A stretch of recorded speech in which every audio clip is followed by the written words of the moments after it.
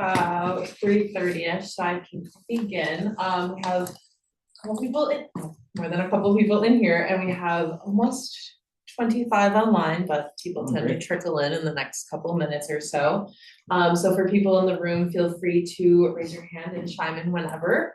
Anne here is going to moderate the panel, and then if you're online, if you could just chime in on the chat if you have any questions, and I will reiterate that out to the crowd here. But here we go. I think we're ready. You guys all want to begin? Do you want me to read your bios, or would you like to introduce yourselves? You're the moderator. You're the boss. It is my pleasure to moderate this discussion. I mean, I think in the Lake Champlain Basin and Vermont, more generally, we know that water quality is one of the most pressing challenges that we face. And so we have this distinguished panel here today representing sort of a non-governmental organization that funds a lot of research, a municipality, and the state. And so I'll just give you a brief introduction to each of our panelists, and then we have some pre-seeded questions, but really we're hoping most of the questions come from you because you will undoubtedly ask smarter and more pointed questions than our pre-seeded ones. So to my left is Matt Vaughn, who is Chief Scientist at the Lake Champlain Basin Program. Matt leads initiatives to improve water quality and habitats for native species throughout the Lake Champlain Basin. He oversees applied environmental research and coordinates the Lake Champlain Basin Technical Advisory Committee, guiding the program's scientific priorities and advancing studies that support effective management of Lake Champlain and its watershed. His research spans multiple aspects of water quality within the basin, and he holds a PhD in natural resources from the University of Vermont. A couple degrees before that. All right. Next to Matt, we have Shayne Geiger. He's the stormwater coordinator for the town of Shelburne. Shayne received his Bachelor of Science from Washington State in Ecology and Evolutionary Biology, and his Master of Science from the Conway School in Ecological Design and Planning.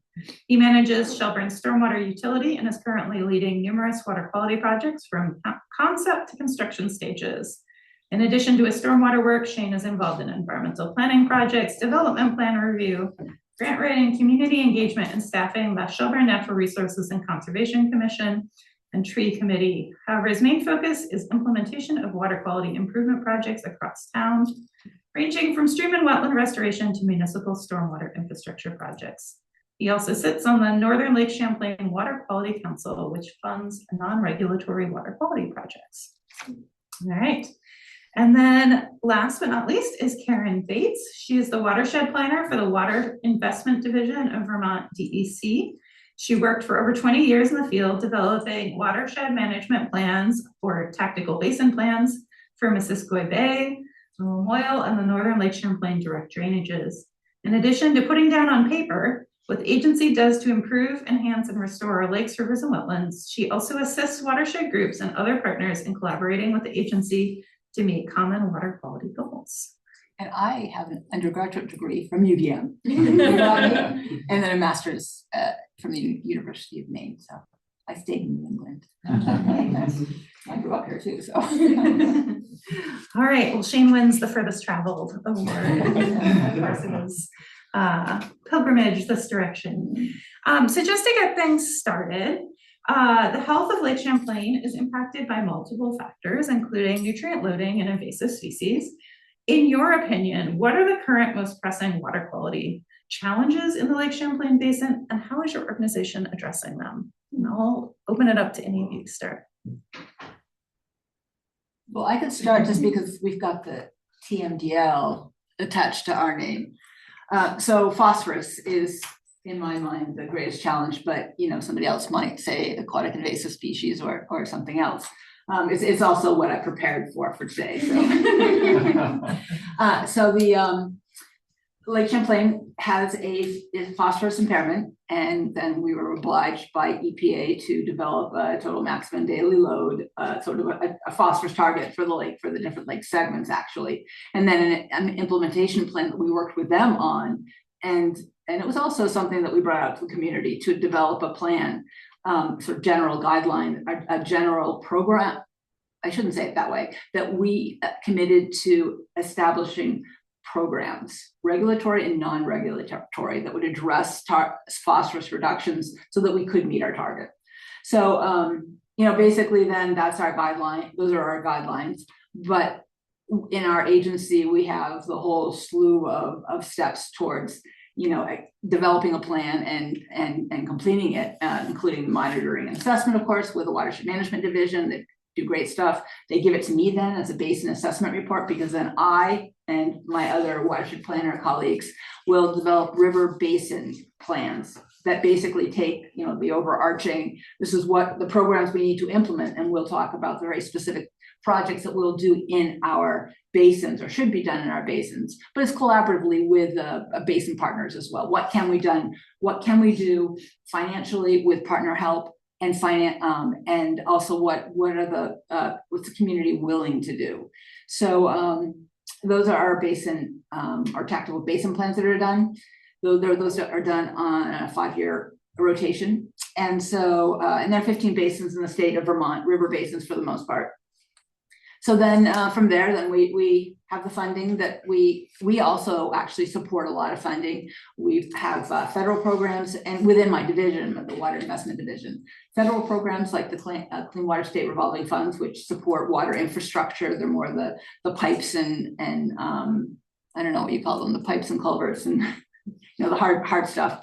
But we also manage the Clean Water Fund, which came about when we had finished the TMDL and actually needed money to implement the project. So that's from the general fund.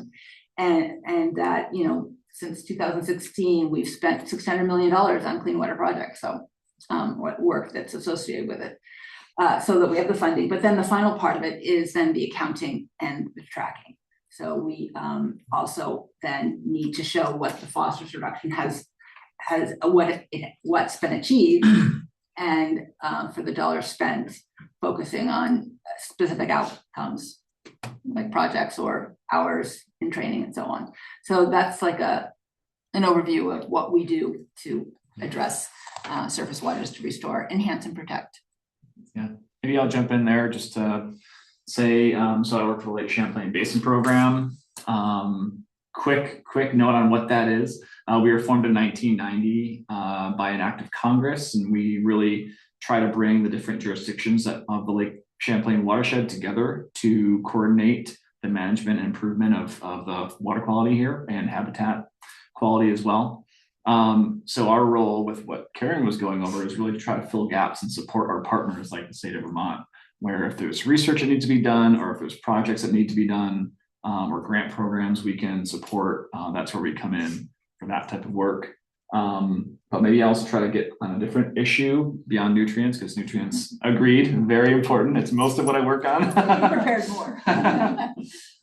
But there's a lot of issues facing the lake and our water resources. So, emerging contaminants are another big one that are often in the news, often on people's minds, and we have very little data on it. It's something that's really expensive to look at. We can't use emerging technologies like sensors and like traditional water quality sampling methods. So the state has done a lot of work on this as well, especially on PFAS and other emerging contaminants like that, organic contaminants in agricultural sector. The Basin program is supporting work now. It's just getting underway to look at a suite of emerging contaminants, from pharmaceuticals to pesticides, PFAS, microplastics. So that's going to be not only looking at a synoptic sampling or characterization of those contaminants throughout the region or the watershed, but also helping us to think about a framework for how we can monitor those moving forward and what time frame for monitoring makes sense. Another contaminant that there's been a lot of interest in lately is chloride, and from de-icing salt pollution. It's a good time to talk about it today, because it's benefiting all of us now, but also has water quality impacts. Chloride concentration has really gone up significantly in the past 30 years, and probably before that too. It's just as far as back as we have good data for. But the Winooski River, for example, used to send about 20,000 metric tons of chloride downstream to the lake every year in the early 1990s, and now it sends more than double that to the lake, over 88 million pounds per year chloride, not even salt, just the chloride component. So it's pretty amazing the environmental changes happened, and that, the salinization is a real problem here and worldwide. And there's actually a bill in the Vermont legislature that's being considered to address that issue. Maybe I'll stop there. You can just keep going. Okay, go ahead, Shayne. Yeah, well, so I work at the town of Shelburne, and we're one of the partners that's kind of trickled down. These enforcements have trickled down, and we're one of the partners implementing a lot of these projects. So the town was issued a MS4 permit, and that required us to make a flow restoration plan for our stormwater impaired Monroe Brook, and also a townwide phosphorus control plan to reduce phosphorus loading to the lake. And so with those projects, those are retrofitting projects that either had insignificant treatment or no treatment up to today's standards. Then we're also working with these new 3-acre permits, which are developments with 3 acres or more of impervious to, again, go in and retroactively add treatment. And so, we work with the state. The state kind of lets us know what we need to do target wise. We work with watershed organizations, with homeowners. And so, a mix of projects and partners, but we're implementing a lot of projects. So we have 10 3-acre sites that we're moving towards compliance, and 16 FRP and PCP projects, looking at a total of like 5.5 million in construction costs over the next handful of years. Also at the town, we increased the requirements for stormwater treatment practice for new developments. Mm-hmm. So the state's trigger is a half an acre of impervious, and we lower that threshold to a quarter of an acre to try to get ahead on some of that excessive stormwater entering our watersheds. And so, yeah, it's just another piece of the puzzle. But I would say, phosphorus is kind of our main target. I know chloride is coming down the pipeline, so that's something we're really looking forward to managing and figuring out. The Platte River is one of the few tributaries of Lake Champlain that's showed real improvements in chloride since the 90s. Mm-hmm. I think it was kind of point source improvements and wastewater improvements, and not so much in the past 10 years, but since the 90s. Okay. And then we do work with aquatic invasive species. Like we partner with Lewis Creek Association doing frog bit removal in the La Platte Delta. And also our Natural Resource and Conservation Commission does invasive species management, like volunteer days where we go out there and pull some honeysuckle and buckthorn and whatnot. Mm-hmm. So, but my focus is definitely phosphorus. Before I move on to another preceded question, anything from the audience at this point? Maybe this is a quick one. Matt, you mentioned there's a road salt bill currently. Yeah. I haven't heard of that yet.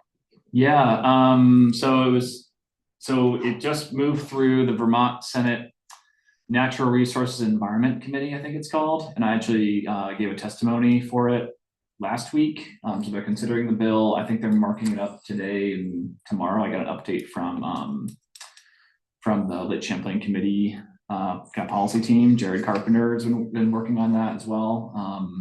So yeah, I think the bill includes, so you can just go online and read the bill. It includes things like specifics on when monitoring would trigger water quality action. So essentially, if the state is monitoring and realizes that the EPA thresholds for acute or chronic toxicity may be exceeded, then action would be triggered there. It also models the New Hampshire SnowPro model, which decreases liability for businesses and municipalities that are enrolled in the program, so that they can implement best practices and not be sued. Essentially, I'm just summarizing in general, would have decreased liability for slip and fall, or if something happened in a parking lot because best practice was followed, if they're following their management plan.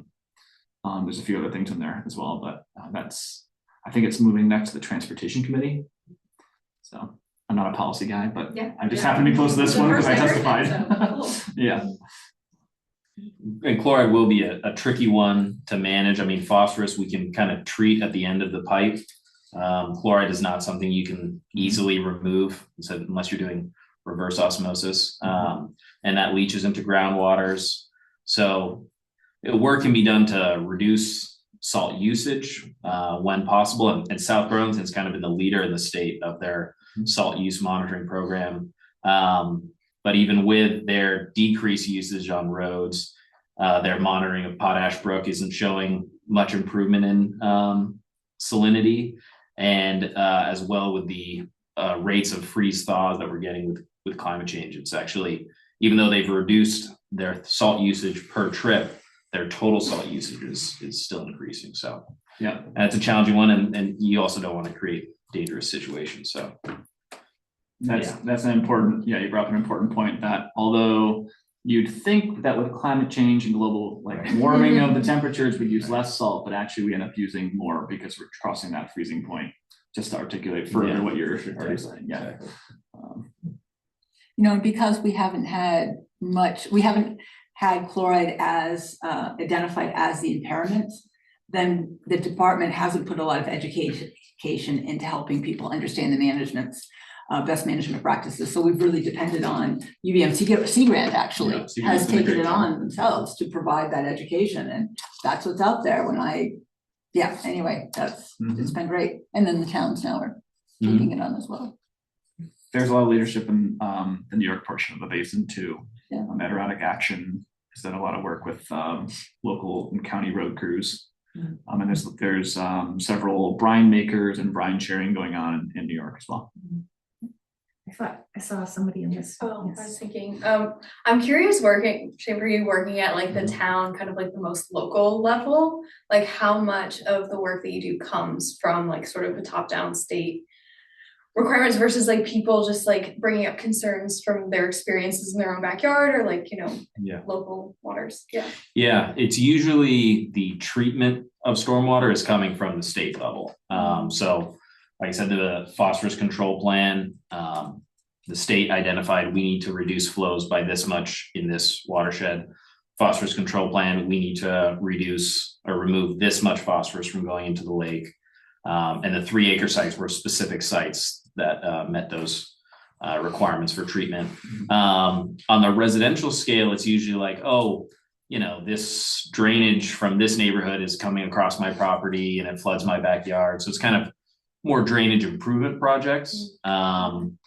And it takes, none of them are hey, I think my neighborhood needs a new pond, needs a new $400,000 pond. I think we should really put that in. So it takes more of us reaching out to them and kind of educating them on, what the benefits of a new treatment practice would be, even though those construction projects are costly. Interesting. So just to kind of follow up on that, since a lot of the work on the ground is at the local level, and the sonar series or panel series is co-sponsored by the Institute for Rural Partnerships, what do you see as sort of big wins, but also challenges that are facing communities that are trying to improve water quality? Well, some wins, we just completed a project in January. It was a gray infrastructure project, which isn't my preference. I usually like green infrastructure projects, but it was a storm filter vault. So it's a large concrete vault with filters in it. And it was at the end of under a subsurface detention system.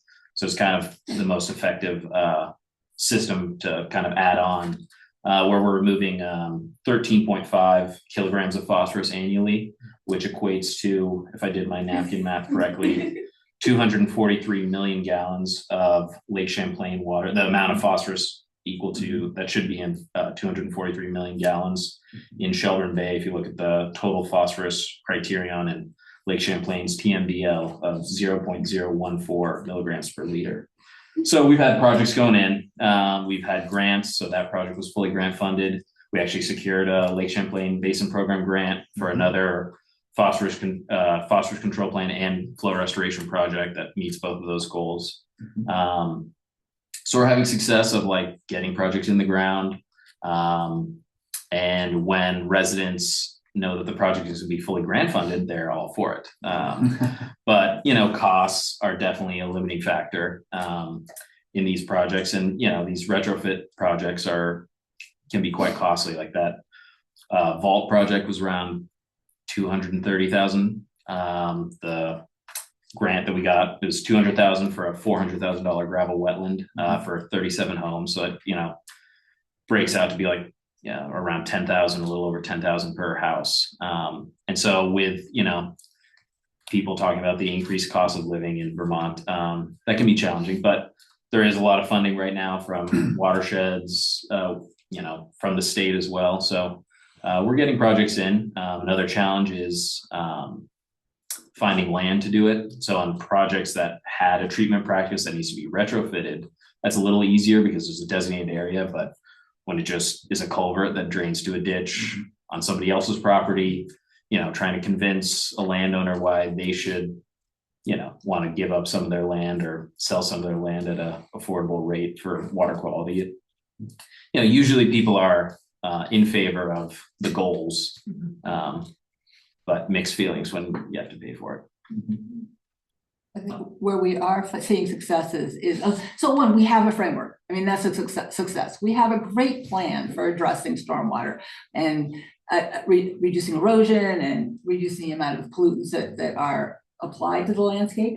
And we've basically provided an outline of how we're going to do it for each land sector, right? So agriculture, silviculture, developed land is part of it, but roads.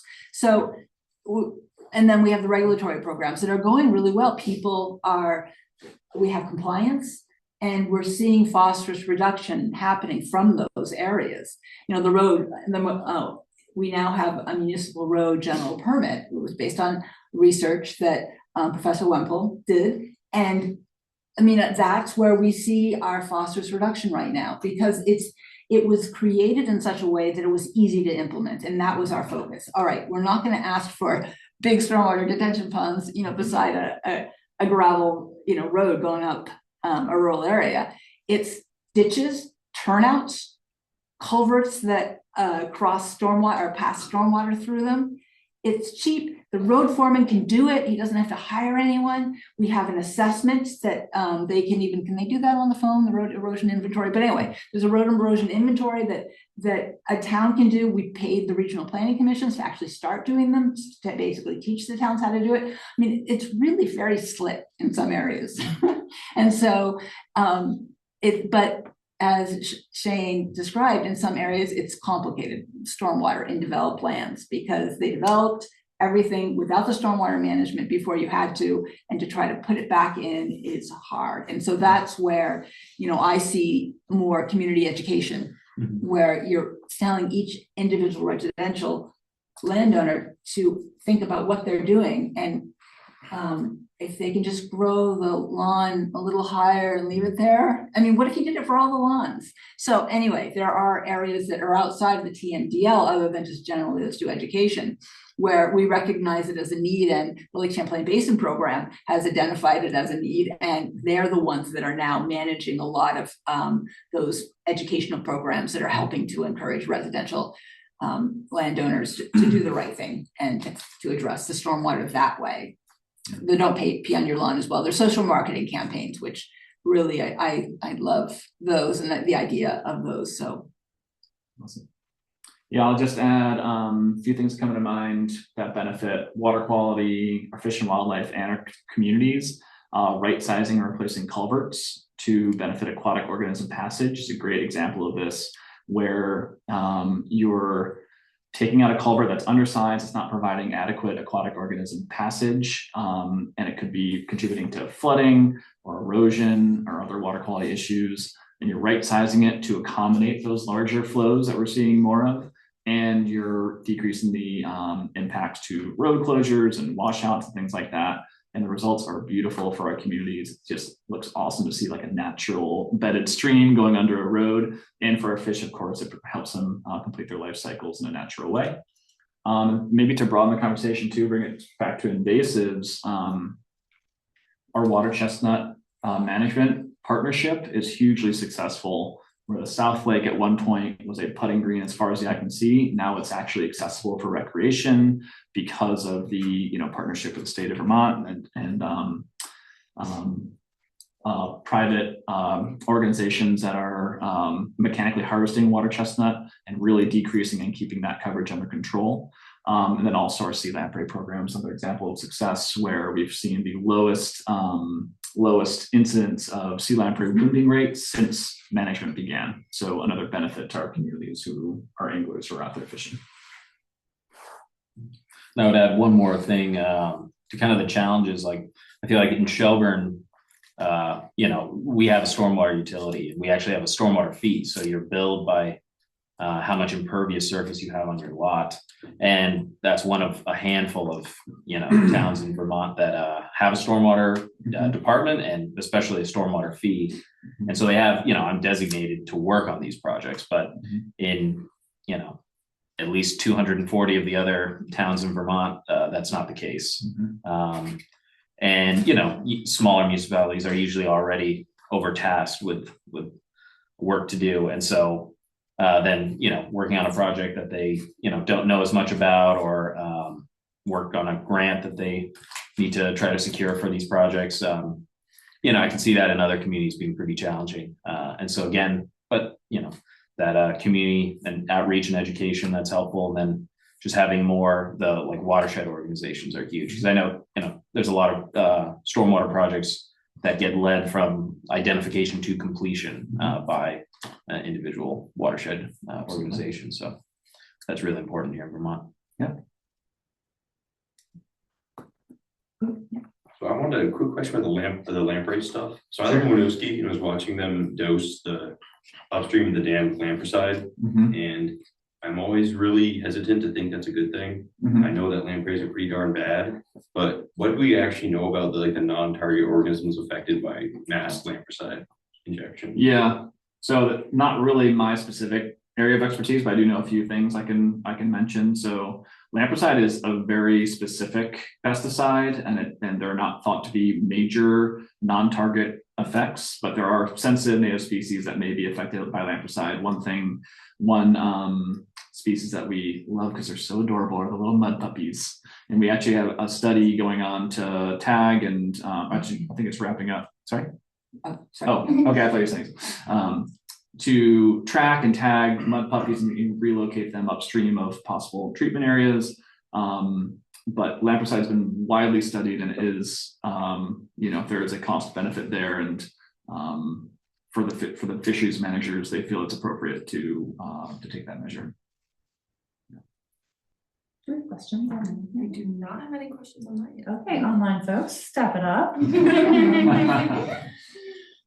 Education's come up a couple of times, and I'm wondering, obviously we are an educational institution, but education can be a lifelong thing from, my 4-year-old up to 99-year-olds, and why stop there? So I'm wondering if you could maybe wave a magic wand and say, this is something I wish the population of the basin knew more about, or some segment of the population of the basin knew more about.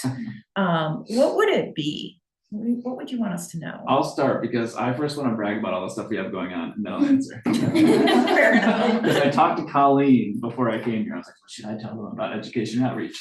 So we have a lot going on to do this exact thing. We have Champlain Basin Education Initiative, which is training teachers to get in their classrooms and teach people about watershed science and environmental issues. That's been going on since I think the 90s.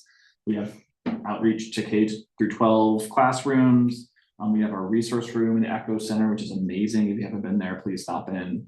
You can visit that area, the Echo, for free. And then our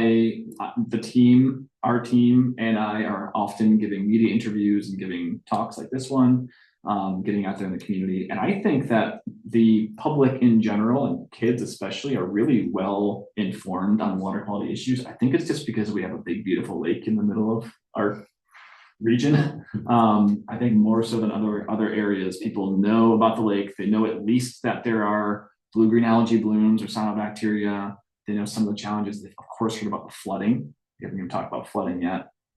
So they know there are challenges. They know that it's a beautiful, generally clean place to live, but there's kind of, how do I square the Vermont is beautiful, or, Lake Champlain Basin is beautiful and clean with water qualities in the news all the time. And I think maybe the magic wand, to get to your question, is to kind of help people kind of parse out all the issues they're seeing in the news or reading about or hearing about, because you have combined sewer overflows, real issue, but that's often maybe confused is a strong word, but also often conflated or jumbled up with cyanobacteria. Are they related? Kind of, but not really, right? But they're all kind of pressures that we put on the landscape and are results of the pressures.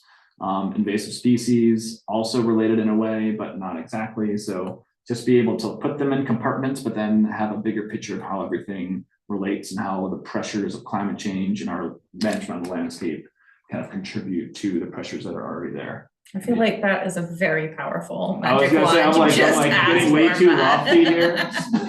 I want everyone to understand everything. How about you, Shayne? Well, you know, on one education side is the research, and especially the research UVM is doing, I think is extremely important. A couple of years ago, a study was finished on gravel wetland, testing gravel wetland effectiveness, and then coming up with some design guidelines, more refined design guidelines for that, with the soil types to ensure that there were some gravel wetlands that were put in that were actually a phosphorus source, and so exporting more phosphorus. So that's huge. I mean, we're putting hundreds and hundreds of gravel wetlands across the state, thinking that they're going to be removing phosphorus. Want to ensure that they're actually doing what they're supposed to. And other research with drinking water treatment residual use in stormwater treatment practices. But I think that's a huge, really important part of education is understanding for, you know, the designers, the contractors, how to build these systems right to actually be seeing the goals that we hope to see.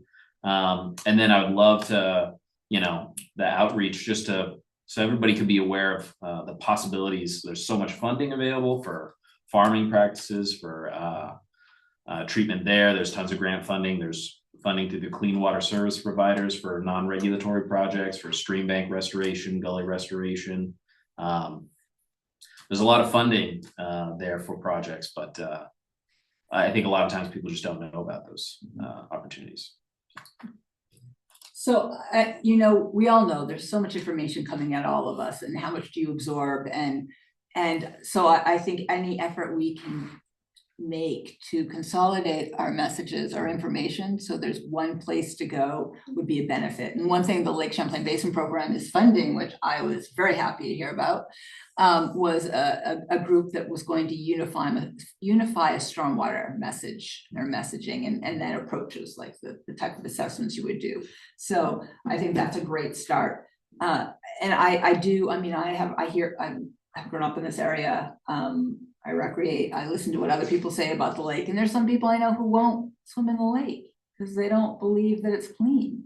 So that is such an injustice because they're being handed an injustice in some way, but because they don't have the information to understand that they can use that beautiful lake, you know, maybe not after a rainstorm, but otherwise, yes, use it. And so education to help people understand what is valuable, what we have, but then what everyone can do. And then also the confidence that we all together are addressing the issue and we're making some headway. And yeah, so there's a lot of different types of education that can happen, but confidence has to be part of that too in our approach. Mm-hmm. And then in their role, knowing what their role and being convinced that they do have a role. Right. Yeah, I often get, well, not often, but regularly get asked the question, why is the lake so dirty? Like just that assumption, like, whoa, let's back up a second, you know? But yeah, so I completely agree. If I'm gonna shrink the size of my magic wand. Don't shrink it, Matt, I loved it. It was a big Superwoman last week. You know, people just, adding confidence, like you said, to whether I can bring my kids and throw them into the lake or not, right? Only if they can swim. Yeah, that's another issue. I'll be fine. No, but you know, people worry, they hear about cyanobacteria blooms, and the story is in the news, which is great that there's coverage and attention on that. But there's not the news story the next day that says the bloom is gone or the cyanotoxins are no longer there, or same thing with flooding where there's elevated bacteria counts. It's in the news, but then the next day there's not it's a beautiful day and go and swim, you know, which makes sense, but also I think has an impact on people's understanding. I have an online question. I'm wondering, what can the average Vermonter do at home to do their part to improve water quality treatment? Mm-hmm. Well, I would say, Stormwater, yeah, you can do small scale residential size stormwater treatment, whether that's a rain garden or, you know, channeling your downspouts of your gutters or a rain garden. Karen said, letting your lawn grow longer to increase the rate of infiltration on those soils. Anything you want to add? So I would go a little higher too and say that there is a lot to know. And if we can, all these are great ideas, but also to know where to go. So we do have watershed groups. So if you know that you have a watershed group in your area, like, you know, Friends of the Winooski River are great, Lewis Creek Association, on their websites, they often have information about what you can do, or they can send you someplace. They can also, if you just want to like an assessment of your site with your property that might have a small driveway that erodes, or, you know, lawn that gets wet in certain areas, you may be able to have a group come and look at your property and tell you exactly what you can do. So, you know, it might be good to say, start with your watershed group or your clean water service provider, which I can talk about too as well. And yeah, there are people out there that want to help you do the right thing. So, and in Burlington, they have the Blue program that gives you a tax or their stormwater bill incentive if you're doing treatment on your. I'm like obligated to point out that a lot of the things that they just said are things that like Champlain Sea Grant does. So that's another website that you could come to for information on a bunch of this stuff. Yeah. I have a few to add. All right. We haven't talked about cyanobacteria monitoring or cyanobacteria monitoring program, which is a nationally recognized partnership. And Lake Champlain Committee, our partner, supports the volunteers, over 150 volunteers who go out and do visual observations of water quality. So that if they live near the lake or near a water body, they can volunteer and engage with their resource that way and report back on cyanobacteria conditions. If they happen to own property on a lake or a stream, they can engage with our the Lakewise or Streamwise programs to be good stewards of that frontage. There's one more. You can volunteer with a watershed group. I should look at the camera to the online person. You know, the other area that we've been trying, that we now have a regional organization that will help people find funding to do a larger project, like maybe a rain garden or riparian planting or a culvert enlargement.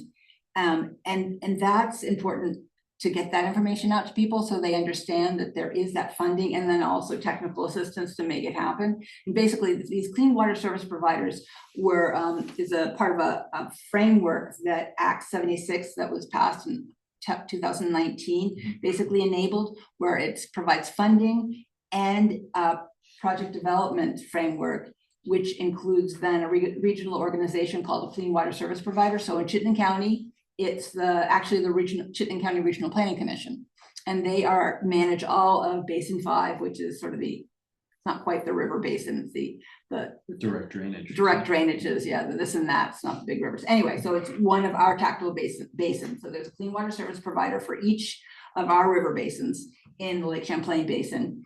They then work with basin water quality councils, which are community members and project implementers, to identify projects, fund them, implement them, and then also work with operations and maintenance. And so they're looking for all sorts of projects that are not regulatory, because that's sort of the gap that we have. Our regulations have helped to reduce phosphorus by 26% at least. But we now need to then work on people who say, what can I do? Or communities, what can I do? And to do something that's not regulatory, but will manage stormwater or help with a stream process. Or they can also implement de-icing salt best practices on their own property. And Lake Champlain Sea Grant has a great video on how to do that. I've sent it to many people. Yeah. Yeah, I have a couple questions actually, but I'll start with one based on what you all were just discussing. And this comes kind of from my own ignorance on the measures that you're talking about and just water quality in general. But it sounds like a lot of the measures that you're discussing or talking about apply to folks who have a bit more agency over the land that they are living on. But for folks like here in Burlington, a lot of the times you are leasing or you were in an apartment complex, like you are answering to a landlord.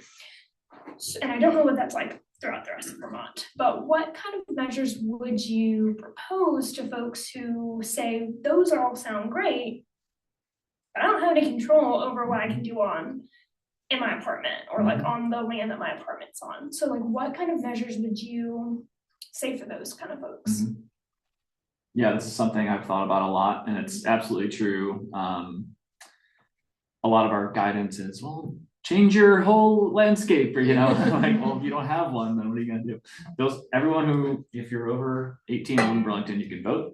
So that's one way you can be engaged with your community, and you can volunteer with a local watershed group is a great way to be engaged. Of course, if you can't manage your own stormwater, then that's not an option for you. But you can also, with some of the other things I mentioned, volunteering to monitor water quality. It's a great way to not only learn, but also contribute to people's enjoyment, because you'll help get the latest data out there and with public safety and cyanobacteria status. So, but I totally agree. I don't have like a great answer for that, because it's a true criticism or true observation. Yeah, piggyback on the volunteering. I mean, you can volunteer on like riparian planting days with a stream team through Winooski Natural Resource Conservation District. They have a rain garden volunteer for managing those rain gardens. And I mean, if it was me, I'd like, push out my landlord, like, hey, let me plant a tree. Yeah. So the and then within municipalities too, some of them have programs. Like Burlington actually has an adopt a drain, where you can actually go out to a storm drain and make sure it doesn't have leaves all clogging it or other things, and clean it off. And so those are opportunities as well. Yeah, I mean, I think the one thing to remember too is that we have the framework. We have the idea of how we're going to manage manage phosphorus loading or reduce phosphorus loading and other pollutants. And there are some people who manage more land than others. And if you own a little bit, a lot of you have to do a lot of work, but not everybody's going to do it, and it'll be okay. But then on the, where we have large tracts of agricultural land or large road system, those we're hoping will get to those will be addressed through regulation as well as voluntary efforts. So I don't want people to feel helpless, like, oh my goodness, like I can't do anything, or look at all those people in this suburban neighborhood who aren't doing anything. There's a lot going on, actually. I mean, agriculture is responsible for reducing like probably over 20% of the phosphorus loading, because they're adopting best management practices. So, and again, the local roads as well. So there's a lot of good, and we have to add to it as individuals in our backyards, or the work we do to help out another organization. So just continuing on this a little bit, for focusing on an urban area like Burlington, and based kind of on my frustrating lived experience, I'm curious, are there measurable impacts of, let's say, irresponsible dog owners in terms of fecal load in any water bodies, maybe around Burlington or elsewhere? I really don't know anything about this. Yeah, I can speak a little bit about that. So coliform bacteria or E. coli bacteria is Burlington specifically monitors. I think it's once a week they take a sample, and if it's over 235 colonies per milliliter, I think it's elevated above EPA threshold and the beach is closed. And the source of that can be from the landscape. So pet waste, animal waste. It can also be from combined sewer overflows if there's partially or untreated sewage. It can be from birds, seagulls. So the source of this, it's from animals, including humans, of all different sources. The only way to know exactly like what is the main contributor is to do DNA tracking, and we've actually funded a study with the city of Plattsburgh, probably 7-8 years 7 or 8 years ago, right when I started with the Basin program. And it really, in Plattsburgh, it really varied where the sources of bacteria were coming from. That study looked at combined sewer overflow events versus non-overflow events and in a few different beaches, and the types of rain events as well. And sometimes dogs were a main contributor. Sometimes it was, human waste from the sewage, and a lot of times it was seagulls as well. So it varied from event to event and from place to place for Plattsburgh.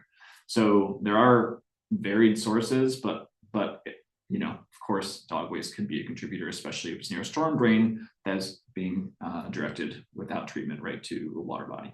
So. Yeah, I also don't have numbers, but we know it's a contributing factor. And in Shelburne, we give out free dog waste bags when you renew your pet license every year. So that's one of the control measures we're trying to push. Yeah, thanks. Yeah. And that's a challenging one because it's a contaminant you can't see with your eye, right? Cyanobacteria, if you go and it looks gross and bright green, don't get in the water. That messaging is pretty clear. And the converse of that is if it looks clear, then, and there hasn't been a major storm, then it's safe to swim. So that's nice in that way. And it's supported by our sampling and the evidence. But for bacteria counts, it's not something you can see. So the guidance of if there's no monitoring going on, 24 or 48 hours after a major rainstorm, if there is monitoring going on, then look at the guidance from Burlington, for example. Well, the one thing we haven't talked about too is how people are educated about water resources or what we're doing. And we have a clean water portal on our websites, and that will basically allow people to understand and see where phosphorus reduction is happening over the sectors, developed land, agricultural, silviculture, rivers. So that's another thing that people can look to understand, that they can find and learn about where we're doing well and where we need to do more. I have a different kind of educational question for you. It's interesting how this is, a lot of the discussion over the last few minutes is focused on education.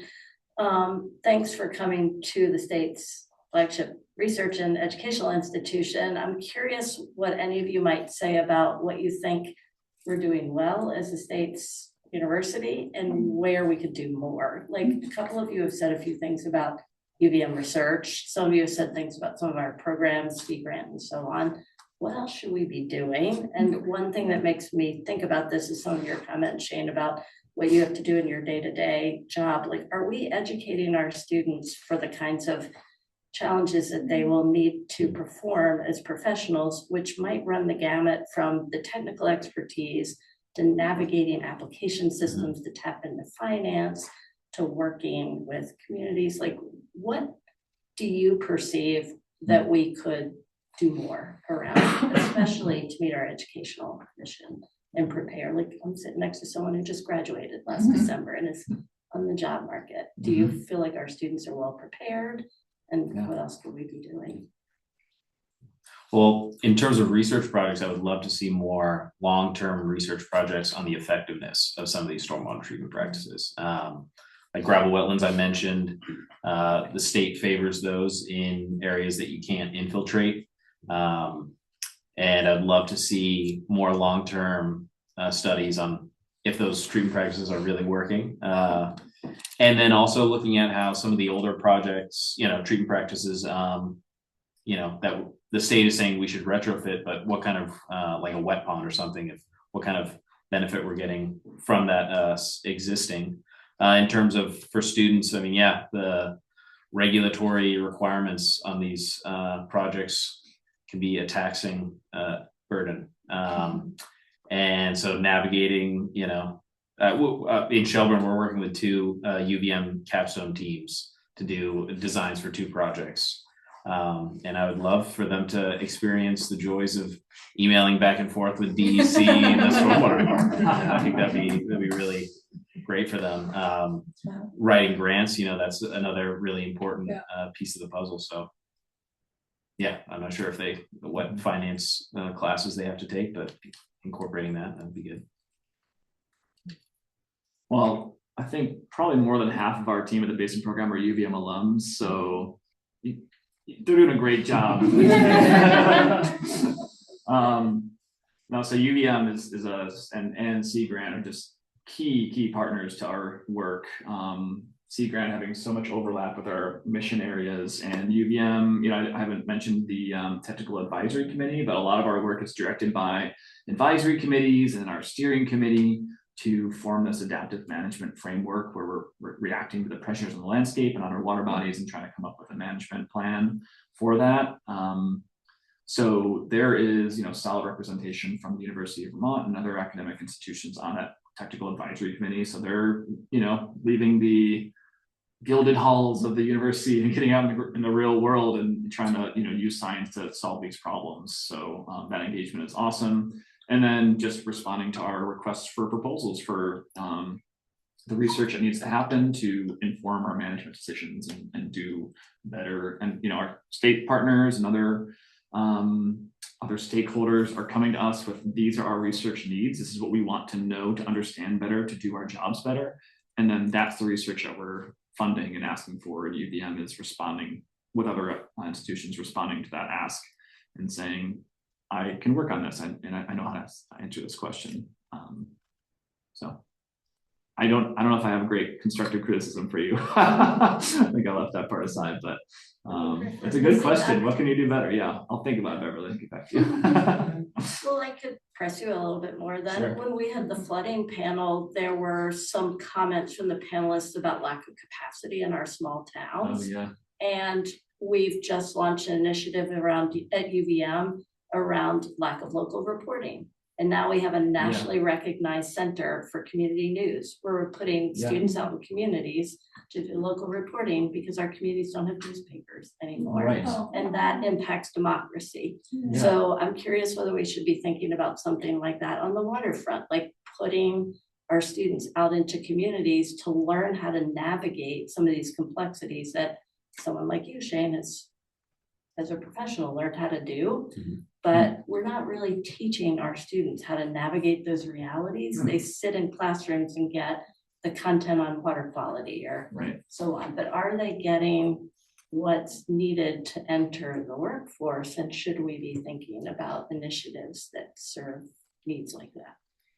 That's awesome. One thought I've had, or one need, is, because it's so hard to identify and be able to fund a stormwater project in a developed area, are there cookie cutter type designs or types of projects? This is sandy soil in Milton. This is a project you should do because you always have these cul-de-sacs, so can you provide sort of a package to then the clean water service providers and say, if you find these projects, you'll probably be able to be, fit your requirement to be cost effective. I've thought that for the stormwater chambers. This must be easy to put in, right? It's under the ground, nobody cares. But can you do it cheaply? Yeah. Well, sorry, just one more thought on that. You got me thinking, because the UVM Community News Network, it's called? Community News Service. News Service, right. That's not, so prior to that existence, I wouldn't have said, there needs to be more local news and UVM should do it, so like we should be thinking more creatively on where UVM can fit those. We do that to some extent with service learning, like that's what Yeah. service learning is about. The UVM is putting our students into service roles with communities. I would not say that we have a well-coordinated service learning enterprise around water. There's a bunch of stuff happens in the Rubenstein School, but for example, I'm not sure that any of our students who are getting undergraduate degrees in business participate in service learning or know much about clean water finance, for example, things like that. Is that a question?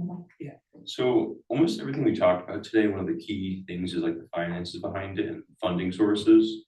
I'm curious how volatile or not volatile those money streams are, especially with a new administration that doesn't seem to care for folks like us. That's probably for me, right?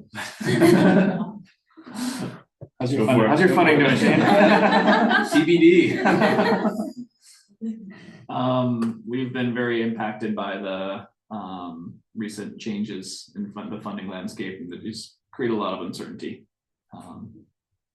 don't know how much I should say about it. I think But- that's the byword, just to Yeah. jump in, is that it's all extremely uncertain right now. And there just hasn't been any definitive answers out of the federal government as to what's actually going to happen and what changes are gonna stick. And that propagates to Matt's organization and then outward all the way through the basin and every other program that we've talked to. And even the state is dependent on federal A lot of funding it. streams. The clean water funding is state funds though. And so the one thing to remember to think about is like in the future, if the federal money goes away on a lot of different levels, or that then we need to continue to support our commitment to clean water at the state level. I mean, if people want to see it, that funding to continue. And if the federal money goes down, then that's gonna increase the pressure on the Yeah. state money. Exactly. So, yeah. So this has been slightly touched on, the communication between the state and local organizations. I'm more curious, what if any communication happens between you guys that are in this field and like design firms, construction companies, contractors, people that are getting paid or hired to like seriously change the landscape? What education or communication happens so that they're changing it, I guess, with having water quality in mind or stormwater in mind? Does that happen? Yes. So technical assistance is a big part of, I think, all of our work, where the people who are on the ground actually taking creating the designs, implementing them, they have to do it a certain way or it's not going to be successful. Or even working with our clients who are trying to comply with the regulation, they can help that client have a better experience if they understand what the requirements are. So yeah, technical assistance is provided in workshops and guidance material on the websites. And so we work very hard. And I, as I do a lot of technical assistance. So with these clean water service providers, they will have a project that they've identified, they've funded, and now it's going through implementation. Because the phosphorus crediting is new, then they know to come to me for a question, or somebody else in our staff if they don't understand it. I'll try to sort of, I shouldn't have to look at all the designs and the calculations to make sure they're correct. But at this point I do, because it's all new. So I'll look and I'll make sure that the methodologies they're using are correct every once in a while, just so that I can go back to the consultant and say, I need to there's more guidance over here that you need to look at, so that you can do it correctly. And they often come to me again. So yeah, no, that's where the Agency of Natural Resources puts a lot into technical assistance. Yeah, and that's a big part of my job is every development plan that comes through that's gonna happen in the town of Shelburne passes by my desk, and so I review to ensure that whether they're below that threshold or if they're above that threshold, what they're doing is gonna meet our standards. And you know, for me, I'm not an engineer, and it's surprising how often I'm having to tell engineers that they did something wrong, and how they need to improve that to treat stormwater or, you know, something. It's usually always something. So yeah, and then also we're going to every construction site to also inspect that they're doing their erosion prevention and sediment control plan correctly. And that mainly includes, you know, putting in a silt fence and mulching on disturbed land. And a lot of time those guys don't get it either. So it's a lot of education on that standpoint. So, you know, you hope that after you tell them a couple times that it sticks. Sometimes it's the same people over and over again, but we catch it and try to correct it. I was gonna say, it's a changing landscape. So Yeah, we're all learning. I was gonna add, because we've had so much water quality and habitat restoration work go on the past decade. We do have a lot of really awesome engineers and designers and contractors who have worked on multiple projects, like you said. So there's a lot of skilled people out there. And one really cool example of, I think, what you're asking about was the barrier removal workshop for aquatic organism passage. First time in a long time that this type of workshop was held, and they were kind of with Lake Champlain Basin Program and several of our partners hosted it. And there were 3 tracks. One was for managers, people kind of coordinating barrier removal, dam removal, or culvert replacement. And then engineers have another track, and then contractors, people actually on the ground moving earth and rocks and taking dams out. So they're kind of separate tracks, and also plenary where everyone's kind of working together. Really unique approach to that. We're at about time. Hannah, were there any last questions online that we? There were not. Someone did just say that the Lewis Creek Association has a new manual for residents that helps you assess a property and directs you to other resources to help. So that's helpful, and you can download that on their website. And there's no other questions. Can I just ask one lightning round question? I think it's February. We all need a little hope at this time of year. Well, we penguin plunged on Saturday, so now it can finish freezing. No, but I was gonna say, what's just like in 5 words or less, what's one thing that gives you hope about water quality in the Lake Champlain Basin? Well, we're doing a lot of projects. Yeah. There's a lot of projects going in, Yeah. a lot of funding going towards those projects. So a lot is getting done, and I think it's also inspiring the amount of care that people show here in the state for Lake Champlain and cleaning up the waters. I'll add kind of mine similar. One thing I always like to say is that we have a shared goal. Many stakeholders and agencies and municipalities, we all want the same thing. We're all working together to get there. So that gives me. So I see with my work and the accounting that comes after it, that there is a lot of compliance with regulation. And I interact with people who have to deal with regulation. They're not always happy. And sometimes there has to be a lot of back and forth to try to figure out what does this really mean and how can we do it? And there is, and what support do we need? But in the end, I get the sense that people are okay with complying with the regulation to do their share, to do their part. And that gives me hope. Well, thank you all for participating. I thought this panel was super educational and really great to bring different perspectives together. Great questions from the audience, both in person and online. So let's give a round of applause for our panelists. Session is March 3rd, it's River Corridor Management, and that one will be in Montpelier, so don't come here. You can join online, or you can join us in Montpelier at the Montpelier Performing Arts Hub, which is 35 College Street. We'd love if you could join us, and we'll probably arrange a carpool. Thank you all so much.